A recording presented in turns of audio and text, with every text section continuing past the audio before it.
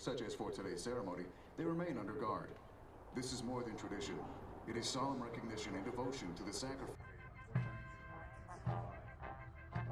Today's ceremony reflects tradition practiced since the birth of our Army in 1775. The presence of the band represents the significance. Dan Sadler, Representative Jamie Allard, Representative Will Stapp, and Representative the color of the heart, the care and the concern that Ms. Eifler has shown to the soldiers, civilians, and their families over the last 3 years. 4th Squadron, 40th Cavalry Regiment, Airborne, is presenting a bouquet of budding yellow roses.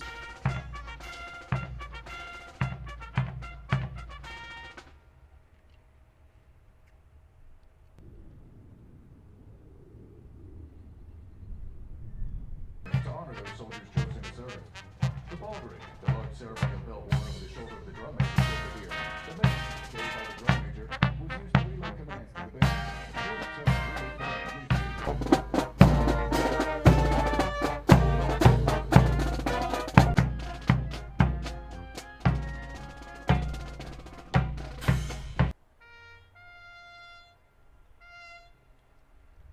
Sir, the command is formed. Take your post.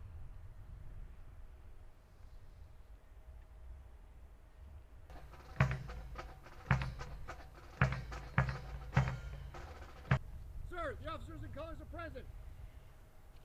Present the command and take your pose.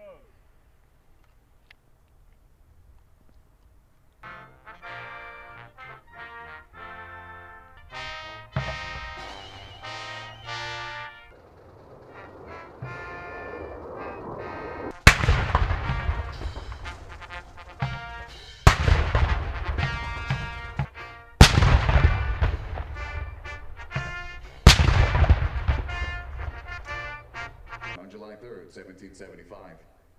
The transfer of the unit colors is significant in many ways. The history, traditions, and accomplishments of the command are embodied in these colors. The custodian of the colors is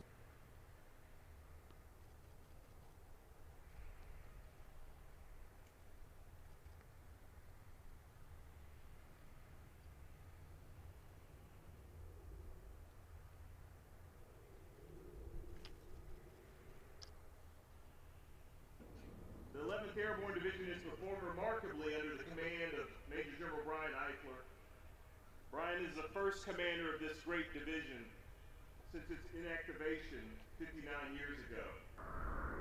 This division has done much more than most with far less, largely because Brian was able to bring people together and rally support. Since its activation, Major General Eifler has overseen some really notable milestones that would take far too much time for me to go through. And on a day like today when Alaska is not acting like Alaska, we'd be out in the sun for far too long. This division, though, holds the record for the largest movement of helicopters to the Donnelly training area in Alaska's history. We're the first U.S. soldiers to deploy to the tallest mountains in the world during UWIAS. The division's also held 2 Joint Pacific Multi-Readiness Center Alaska rotations where the soldiers before you tested their limits of not only their equipment, but of themselves in some of the harshest conditions and cold weather imaginable. All of this has informed the Army's new Arctic doctrine. They've hosted the President here. They've witnessed the swearing in of our 41st Chief of Staff. They've jumped in countries all across the Pacific. They've been with our friends, partners, and allies as far as Guam all the way to Norway, where they conducted an over-the-pole exercise. To the angels on the field and the remaining 11,000 that are out training, it's been an honor to serve with you. You displayed discipline and grit to earn the title of Arctic. You've been great ambassadors training on 5 of the 7 continents, and no other has accomplished what you have. You routinely trained in the mountains in extreme cold weather in attempts that would send shivers down your spine on a hot Carolina summer day. And when people ask, where are the toughest soldiers that can fight and win in the harshest environment on the planet? Tell them look no further than the 11th Airborne Division. To the soldiers on the field, it is an absolute honor to join you today in the 11th Airborne Division. Brian said it best, but I'll tell you, the Chief of Staff of the Army, one of the last things he said to me as I left the Pentagon, he said, soldiers in Alaska, they're tough, they're resilient, they've got grit, and they can fight. And I can't imagine a better compliment for all of you, and I look forward to serving with you. Arctic Angels, Arctic stuff.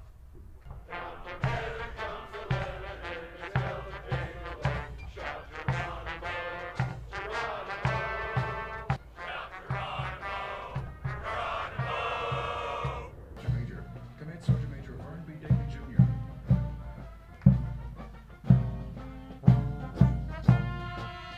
The 2nd Brigade Combat Team, Airborne Division, started by Command Sergeant Major Charles Martin.